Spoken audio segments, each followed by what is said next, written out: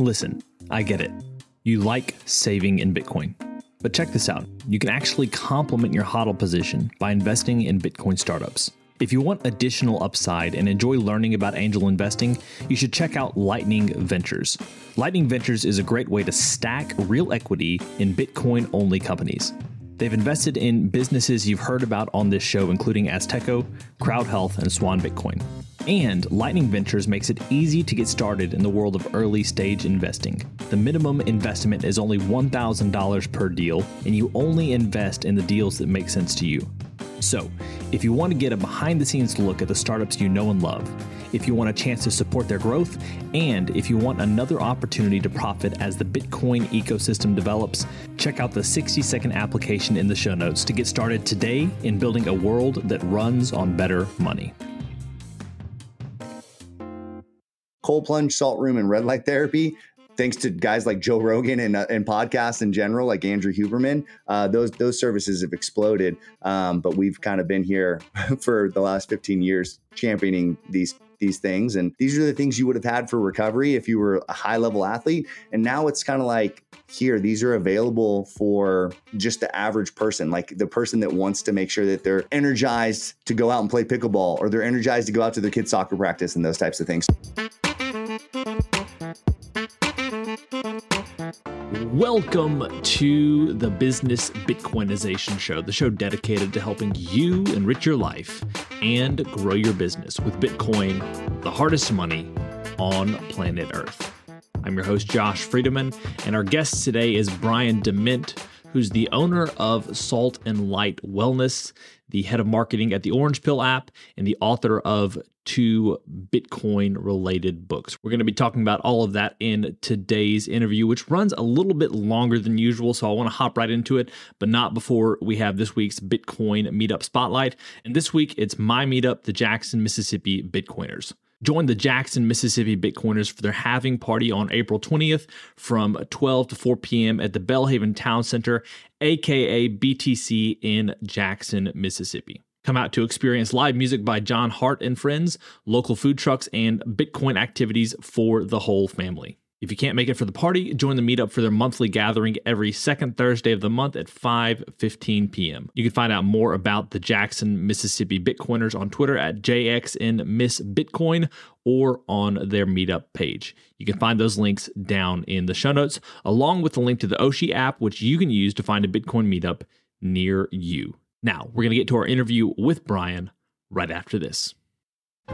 Business owners, unlock the benefits Bitcoin has to offer your business with the Bitcoin for Business Quick Start Guide. This 27-page guide highlights the 6 ways you can grow your business with Bitcoin. Check it out in the show notes. Brian, welcome to the podcast. Josh, thanks for having me, brother. So I like to start off every single interview with a few questions that help us to get to know you a little bit better and to give us some insight for our own lives. So you ready for these? Let's do it. Question number 1 is this. When and how did you first learn about Bitcoin? So saw or heard the words Bitcoin. It was probably 2012 or early 2013, something like that. And I'm sure you could look it up because it was kind of a well-known event. I never watched college football. I just happened to be watching Saturday college football, some random Saturday. And before the game, when they do the pregame, they have the announcer standing on the sideline like, okay, what is Smith going to do? What is Johnson? They're talking about the pregame stuff. And in the background, they have all the college students. Well, there was a kid or a college student holding up a sign that said, "Hey, mom, send Bitcoin." And he had a QR code on it. And I just remember that was the first time I'd ever heard or seen the words Bitcoin. Nobody on the broadcast talked about it, nothing. It was just in the background. A few days later, I was like, I wonder what was that all about? And I went to it. It was probably a Reddit forum post or something like that. And it turns out that was like the most sensational thing that had happened in Bitcoin, because at that time, Bitcoin wasn't getting like any mainstream press or anything like that. And so all the Bitcoiners were saying, we're on ESPN. This is huge. And it's like, it wasn't being featured on ESPN. It was just a random sign in the background. It turns out this kid at the time, I hope he held it. He probably didn't. But I think he got something like $26,000 worth of Bitcoin sent to him because all the Bitcoiners were just scanning the QR code and sending him Bitcoin. And And supposedly the kid had got a bunch of Bitcoin from it. So that was in 2012, 2013 dollars. And I don't know if that was at the peak of, in a bull market peak, if that was when Bitcoin was $1,000 or something like that. But either way, even at its most expensive, he would have gotten like 23 Bitcoin from that sign. And I remember that was the first time I heard it. And that was actually what caused some of my skepticism. I remember being very skeptical about Bitcoin at that time, thinking it was very dorky, nerdy, this is gimmicky. So it wasn't until probably a year later that I had done a deep dive and kind of my skepticism was reversed. Very interesting. So question number 2 is, what's an insight or fact about Bitcoin that you wish everyone understood? I think that I wish that they understood how profound the digital scarcity element is. That was the part that it was probably the third or fourth time that I heard it. It's like good advertising. You need to see a good ad 7 times or a brand 7 times before you interact with that company. And I think that's the same thing with Bitcoin. For me, I think I'd probably heard it 3 or 4 times about the digital scarcity. It was when Andreas Antonopoulos, and I think I'd even bought a little bit of Bitcoin at this time. I was starting to kind of like have the orange pill, like feeling. But where it really stuck out to me was, when Andreas Antonopoulos was talking on Joe Rogan. I think it was the first time he was on there. And he said that what was so profound about Bitcoin was, and I'd heard Bitcoiners say, talk about solving the double spend problem and things like that. But when you just say the double spend problem, it's like, what does that mean? Okay, you can't spend something twice. Why? Of course you can't spend something twice. But what he was saying was that when things go from analog to digital, there's always a massive disruption, and you could never have digital money until the advent of Bitcoin. We needed to find a way to cap digital money. He goes, because look back at the record industry or the music industry. When records were analog, the music producers had a great way to cap the supply of music. You had to buy a CD or a record or a tape or whatever it was. There was a physical restraint to the supply of music. But then once MP3s came along and Napster and LimeWire and all those types of platforms came along, it demonetized most of the music industry. Like the digital representation of music, because anybody could share it, download it for free. You could copy it endlessly.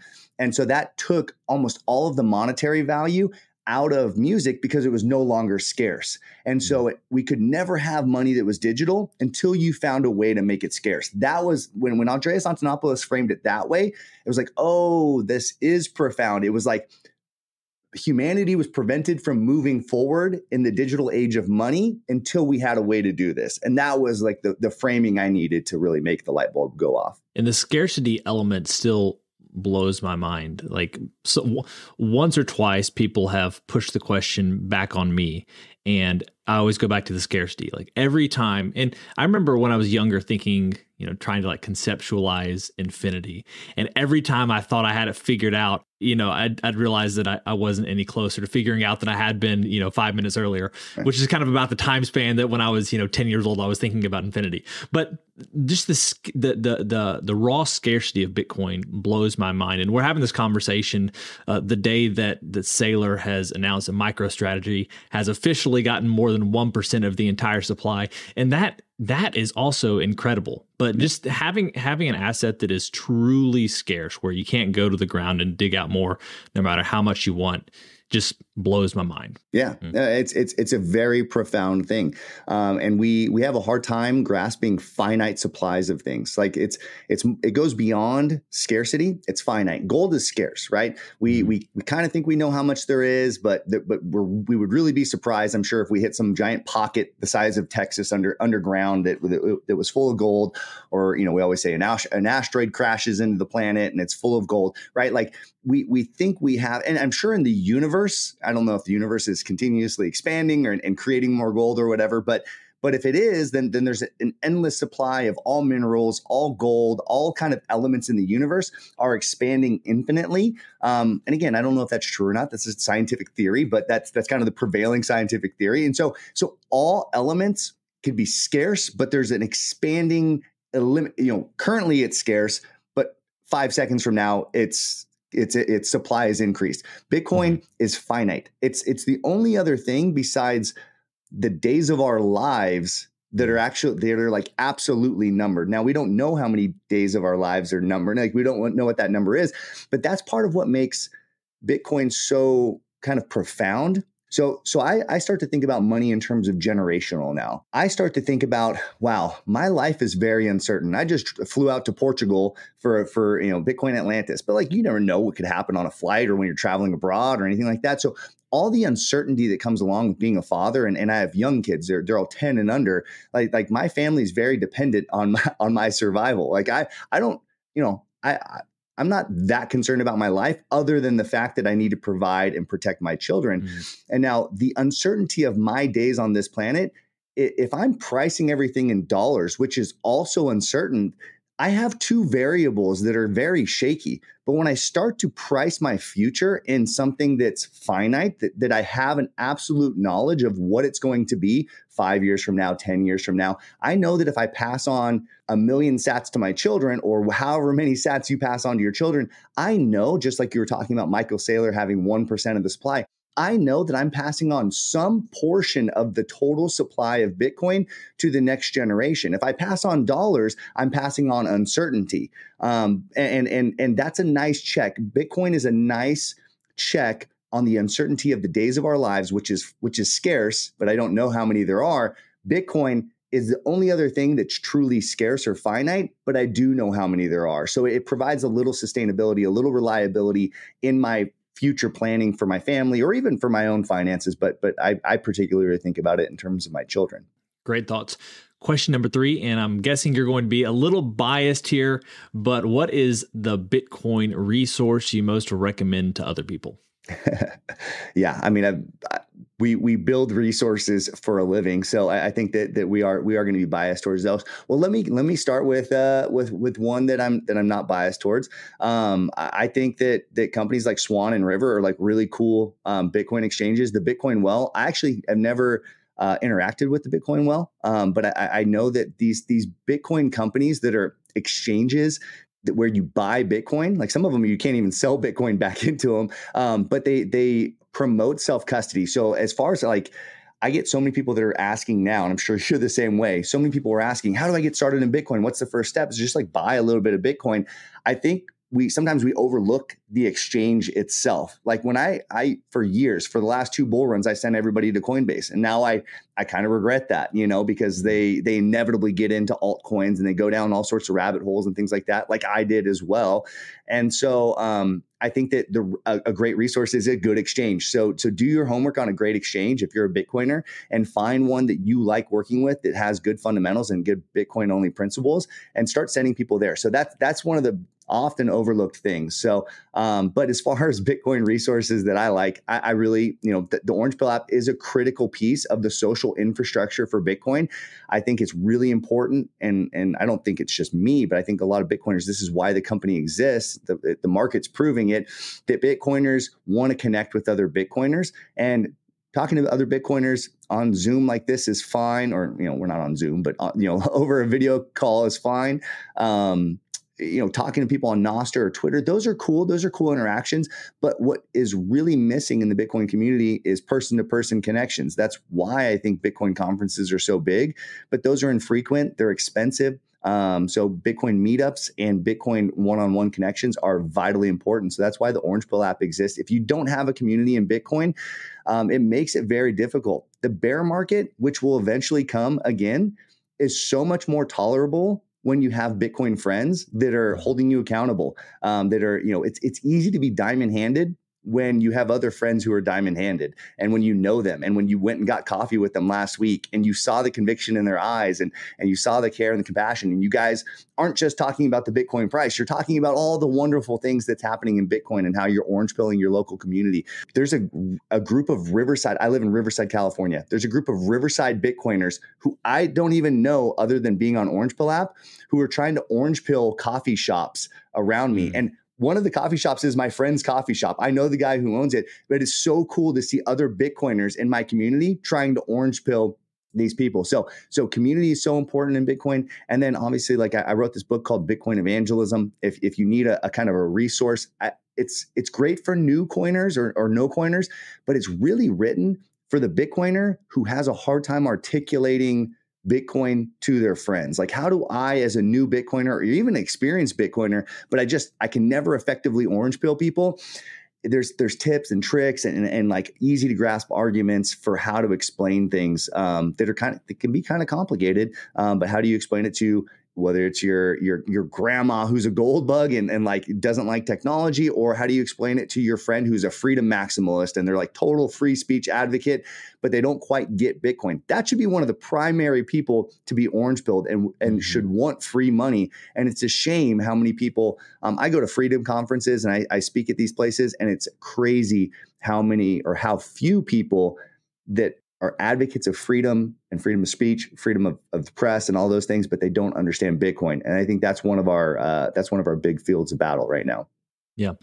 One interesting thing to kind of expand on that point, you may or may not have anything to add to it after I say this, but it's so interesting to me that people who are philosophically aligned with Bitcoin, that see the need for more sovereignty, things like that. They may not articulate it quite that way, but it's like they're primed for Bitcoin, and they almost want to just find all the ways that it could possibly fail. And usually these are critiques that have already been responded to by Bitcoiners and things like that. But it's just like people almost don't want there to be a solution. Yeah. It bothers me so much. Like people are so ready for Bitcoin, but they don't want to take that step to actually get what they would like to have. That's a great point. It's actually really insightful. I see that. I mean, when you point that out, and I don't think I've ever identified that before, but I think a lot of my friends who are big advocates of freedom, they like to complain and they don't like solutions. And that's really unfortunate. And so that's a small, I say a lot of them. I say I can think of a few. I think that's what I'm thinking of. I can think of a few people who are like that. I'd say another portion of them do want solutions. But yeah, it's a shame that they could be so right on a topic and yet so wrong on the remedy to it.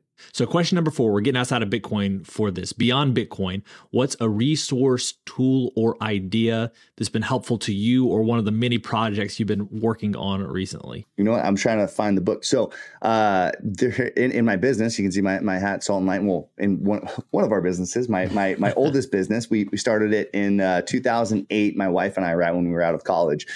So we just passed our 15-year anniversary of the business. But I'm reading a book. It was recommended to me actually by Mateo for the founder of Orange Pill app. It's a great book on marketing, and it just kind of reframes how we should think about our marketing as a brand. And the greatest brands of all time, they don't position themselves as the heroes of the journey. I believe the book is called Building a Story Brand. So if anybody that's looking for a great marketing book, have you read that book before? Yeah. Well, yeah. I've listened to it, which okay. I feel like sometimes I don't quite get as much, but I get through it a whole lot faster. Yeah. So it's, whatever. I count listening to it as reading. I mean, I feel like we always feel guilty. Like, I listened to it. It's like, basically the same thing. But yeah, I think it's a great concept, and I think we should do this. This is a great tip for orange pilling. This is a great tip for building your business, for your marketing. It applies to Salt and Light. It applies to Orange Pill app. It applies to orange pilling people. We need to position people as the hero of the story as opposed to ourselves. I mean, we do this like when we're orange pilling somebody, we want to be, I'm the shining knight, and I'm going to come in and I'm going to show you the path to freedom and prosperity and transforming your generational wealth and all that kind of stuff. But it's like, realistically, this person, they're the hero of their story. Mm-hmm. And when another hero comes along, they're like, oh, that's great. You're a hero. I'm on my own quest. That's cool for you, but I'm doing my own thing. What we really need to do is come along like they're the Luke Skywalker, and we're the Yoda, or we're like the Obi-Wan Kenobi. Mm-hmm. And we're just the guide, right? Like we've been there and we've done that. We have experience. We have authority to speak on the issue. But they're the one that's on this journey. And I find so often that, especially in the past, when I would try to orange pill somebody, or when I would try to pitch my business or whatever it was, I wanted them to think how great I was, because if I showed out how great I was, they would want to come along. Like, mm-hmm. Oh, this guy knows what he's talking about, so I'm going to do whatever he says. I'm going to listen to what he says. That's not how people think.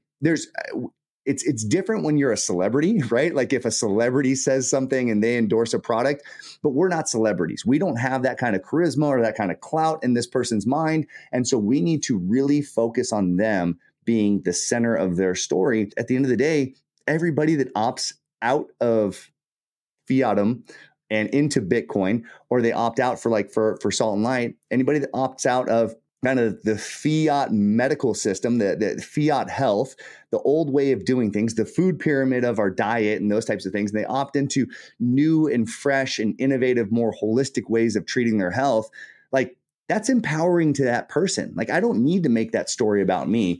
And so I think, that we spent so much time focusing on ourselves as the heroes when in fact that person is the center of the story. They're the center of their story, and we need to act accordingly. That mindset shift is so helpful. And our default, we are the hero of our story. It's just our perspective in life. We have our perspective, but to remember that whenever you're going to someone else, you're there to serve them. You're there to help them along their way, help them to achieve their goals. Putting yourself in that guide position is so powerful. Yeah. So thanks for bringing that out. I don't know if someone has recommended that in the past or not, but it's a very powerful book. And just that concept alone can revolutionize a business and your approach to other people. And real quick on that, I mean, I was thinking about this last night, is the way that the author of the story of the book frames it. It's like, man, if every business, and so in the other book I just wrote, it's called Parallel, for anybody in your audience that doesn't know, and it's really a pitch for the parallel Bitcoin economy. And so I've been thinking through this parallel economy a lot, and if more businesses adopted this kind of strategy of putting their customers front and center, that makes for more healthy businesses. It's not a zero-sum game. It's not like if other businesses start to adopt good business strategies, that's somehow going to take away from me. No, I want as many businesses in my economy, which, then whether it's in my local economy or whether it's in the Bitcoin economy, I want as many businesses as possible practicing healthy business practices, right? Practicing healthy business strategies, taking care of their customers, exalting the customer, making customer service front and center. Because when you hold, it's going back to what we talked about earlier, when you hold a finite money supply like Bitcoin, what happens when wealth isn't the amount of money in your society. Wealth is the amount of goods, services, technologies, all those things. As those things increase and you have a fixed money supply, every unit of currency becomes more valuable because the wealth of that society is growing. Your money, there's only 21 million of them. So each piece of that money that you have grows and grows and grows as anybody makes a technological innovation, as anybody's company grows, as anybody in that economy becomes more successful, everybody's money becomes more valuable. It's a really revolutionary way to do things. It's like fiat really screwed up how economies work. It really, really did. And I think it's not going to be until a generation into the parallel economy that we see how important it is to champion other businesses to do better. Because when their balance sheet grows, when their profitability grows, your savings will actually increase in value because of the work of other companies. It's going to be a revolutionary idea.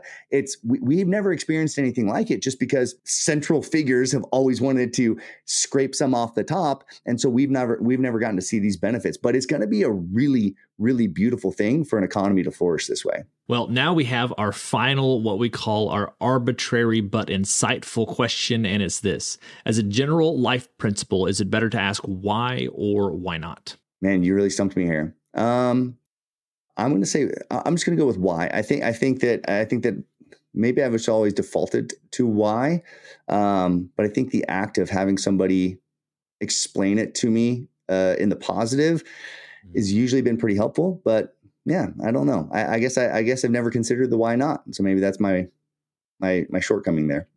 Meet Linkster, your premier Bitcoin-focused advisor. Linkster caters to businesses, institutions, family offices, and high-net-worth individuals. They merge your unique financial goals and needs with Linkster's Bitcoin expertise to craft your own sustainable plan to preserve and grow the value of your hard-earned profits and retained earnings. At Linkster, it's not just advice, it's tailored execution. Connect directly with the founder by visiting linkster.com. That's LYNCSTER.com. Linkster. Secure your future with Bitcoin.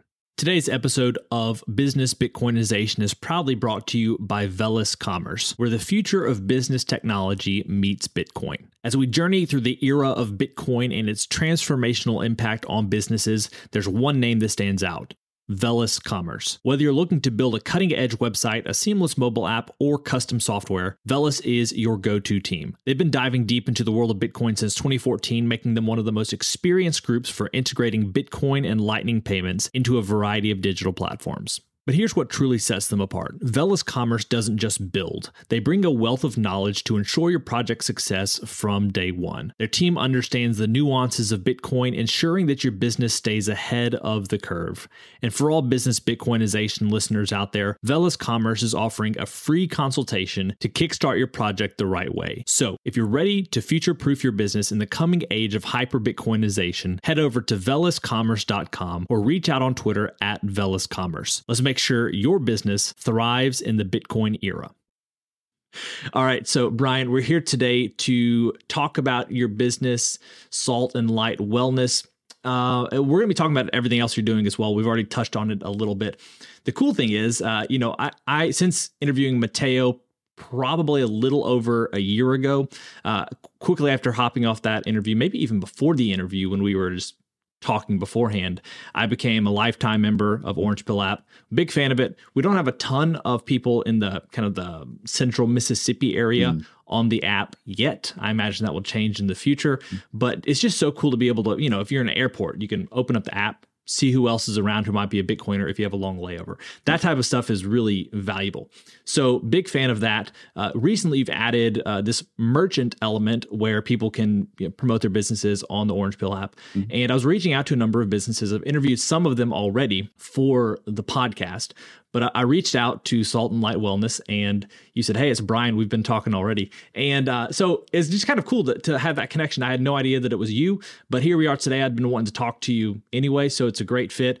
First of all, if you would, share with us a little bit about Salt and Light Welness and kind of what you guys are doing in that business. Yeah. So like I said, we've been around since 2008. And we essentially, like, the services that we've been doing in the last couple of years have just gotten mainstream attention, and it's been awesome for business. So we've always done ultraviolet vitamin D sunbeds. Like, that's something that we've always done. We've always done red light therapy.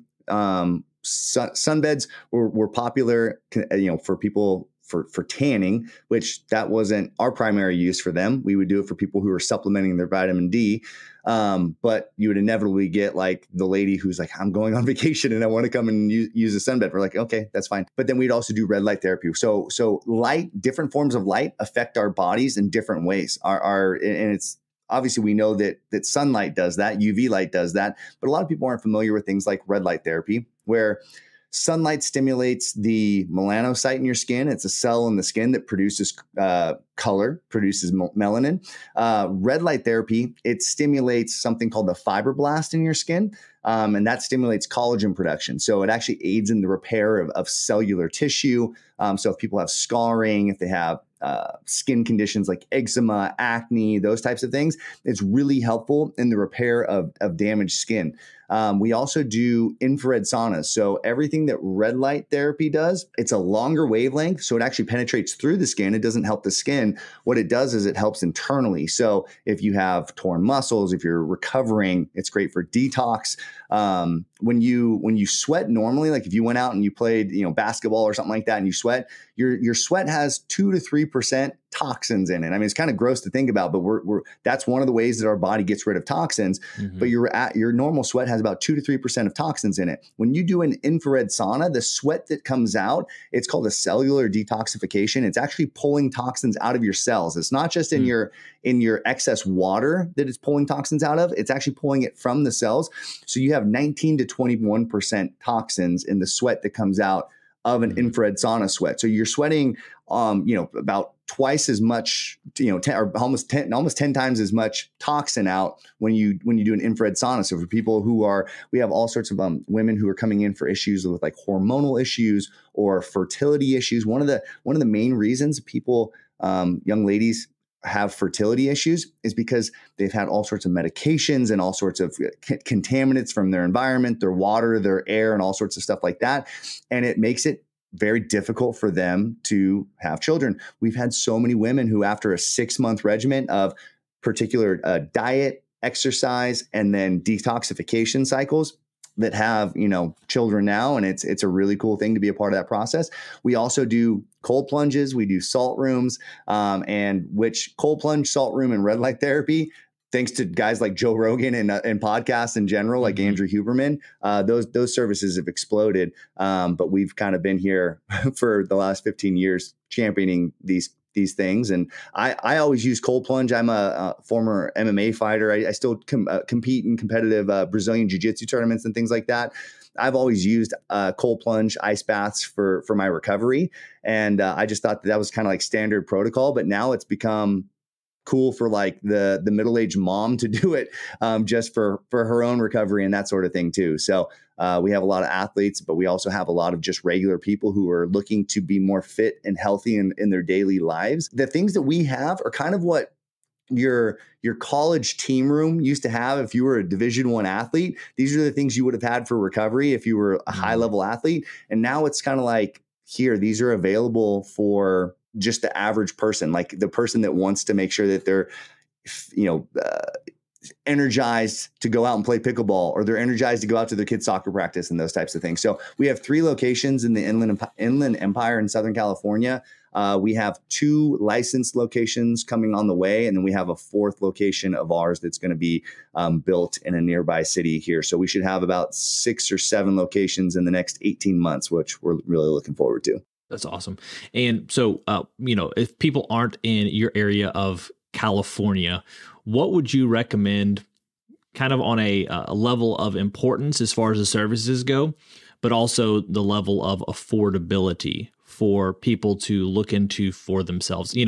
If they're near you, they can pay the one-time fee, the monthly fee, and have it all taken care of. But as you're sharing some of these things, a lot of Bitcoiners are thinking longer term. They're caring about their health. They're realizing that the official recommendations may not be what gets them to that level of health that they're looking for.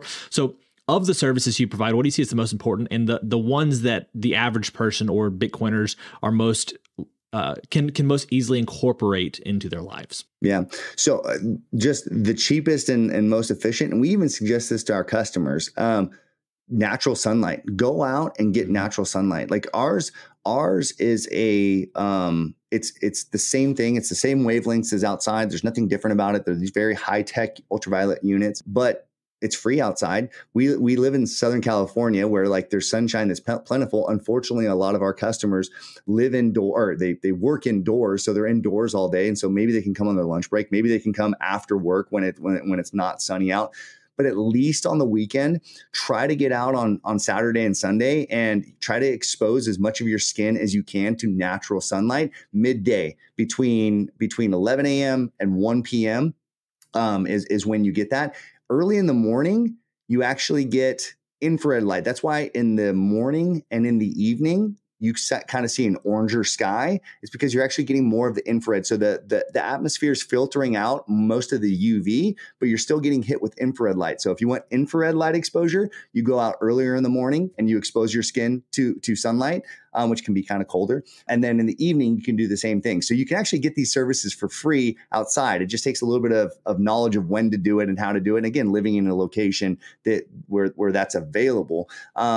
If you go to a place where you're like, I want to find a better sunbed that's not like the old school ones, find one that has, just ask the place if they have electronic ballast. There's all sorts of technology that goes into these things, but that's probably the easiest question to ask. If these sunbeds have electronic ballast, they're probably going to be a little bit better. They're probably going to be a little bit safer to use. And then, try to find places that have red light therapy. Red light therapy is probably the next lowest hanging fruit because more places have those nowadays. But the number one would be sunshine. Like I'll just come back to that. The vitamin D, appropriate levels of vitamin D are associated with the lowest risks of all cause mortality. Vitamin D is proper vitamin D levels are associated with lower risk of cancer, lower risk of diabetes, lower risk of osteoporosis, lower risk of all sorts of things that ail people as they get older. Even things like colds and flus You get over them much quicker, and you're much more resilient to them when you have high levels of vitamin D. So whether it's for your kids or your family, I mean, it's sad how we're coming out of a generation of the medical industry where they told us to put on sunscreen to walk to the car. They told us to cover up, don't ever get exposed to sunlight because you're going to get skin cancer. Actually, melanoma, which is the most deadly form of skin cancer, if you look at any of the studies, it's most highly correlated to people who live indoors and work indoors. Like, it's not associated with sun exposure. The lowest rates of melanoma are among outdoor workers, like construction workers, people that work outdoors have the lowest rates of melanoma. So it's definitely not associated with sun exposure. It could be associated with sun burning. We do want to avoid sun burning, but when you're consistently exposing yourself to moderate sunlight, that's how you properly elevate your vitamin D while mitigating any other kind of risks. So I think sunshine's the one catch-all that everybody can get some sort of exposure to, whether it's indoors or it's naturally outside. When it comes to like consumer grade red light therapy, is there anything available to people? And obviously, like consumer grade is still probably going to be kind of expensive, but do you have brands that you recommend if people are interested in checking it out for themselves? Or is it better to get that from some sort of spa? Yeah, no, you can find consumer grade legitimate red lamps. Yeah, there's most of the companies, like if you Google red light service companies, and I did this the other day, I was just kind of seeing what's out there, what people are buying, if they're just doing it for home use. I think that the top 10 things that popped up on Google when I just Googled at home red light therapy, they were all legitimate. I looked into the the LEDs and the power of them. Like, you essentially, there's nothing special really about these red light units other than they're putting out proper lumens of red lights. And so, I mean, look at the consumer reviews on the website if you're going to buy one of them, and the customer feedback on the top 10 things that I looked up. I stopped looking after 10, but if you look at the top 10 brands on there, and I don't have a vested interest in that because none of that money is going to me. We're not affiliated with any of those brands, but those, the top 10 searches on red light on Google were absolutely strong. My wife actually has one of the at-home units. It's by that one's not by Sunlight. I forget actually her at-home unit, but I've seen other friends and family have similar at-home units, and they have amazing results with it. Just kind of as an anecdotal story, my wife we had 3 biological children. After our third, she had a condition called diastasis recti. It's where it's very common for pregnant women, where their abs essentially separate. Instead of being joined here in the middle, there's like a gap. And so my wife's very fit, she's very healthy, but it looked like she always kind of had a belly, and it didn't matter how much weight she lost. It's because her abs were literally separated and kind of protruding out. The doctors said, kind of the mainstream fiat doctors, I guess, for lack of a better term, they said that the only option was to put a mesh implant in there, which is also dangerous because it could rupture or tear things. Every 10 years, it probably needs to get changed out because they can have problems and stuff. But that was their only solution. And they're like, you're still never going to be able to lift anything heavy because that could rupture it and all sorts of things. There's all sorts of problems. Like, nothing about this solution that they were offering sounded good, other than it was going to cosmetically fix her abs. And so she had started looking into, like, how much infrared light would I need to do in order to fix this? We were already in the industry. And so but like, just exposing the red light's obviously not going to make your abs grow back, right? Like, that's absurd. So we got one of these at-home units. She does, she would daily do it in our store, but then at nighttime, if we were, settling down, watching TV or something like that, she would expose herself to this red light. She also did it's called abs, core, and pelvic floor routine daily. And over the course of 6 months, she would see inch by inch, her abs would actually fuse back together, and they're back in place now. So the combination of physical therapy and infrared light and red light exposure actually helped fuse these things back into place where they're supposed to be. Every night when she was doing it, she would say, it's crazy what light can do. She would say it's seriously amazing what light can do. And she would always say that. It was just like this baffling thing. Like, I can't believe I'm seeing them, like, every couple months, they're like closer together. And that's actually the official catchphrase of our company now. It's amazing what light can do. It's because she was literally on the couch every night saying, this is wild. Like, this is fixing my problem that I thought was never going to have a solution. Wow, that's really cool.